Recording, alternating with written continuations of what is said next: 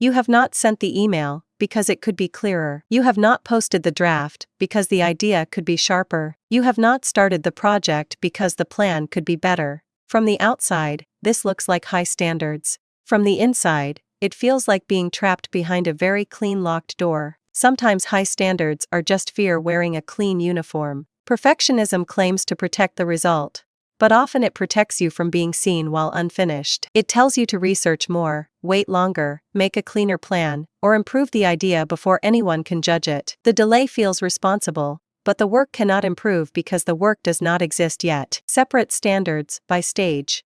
The first version needs to exist. The second version needs to make sense. The third version needs to become useful, and the final version needs polish. If you demand final stage quality from first stage work, starting becomes almost impossible. Ask a better question: what would make this good enough to learn from? Not good enough forever, just good enough to reveal the next correction. High standards should guide the work after it exists. They should not prevent the first imperfect version from being born. The goal is not to lower your standards. The goal is to stop using them as a locked door. This matters because most people do not fail from one dramatic lack of discipline. They fail in small, repeated moments that look too ordinary to notice. The laptop opens, the phone appears, the first step feels unclear. The task becomes emotionally heavier than it needs to be. A better system does not rely on becoming a completely different person overnight. It changes the moment where the old pattern usually begins.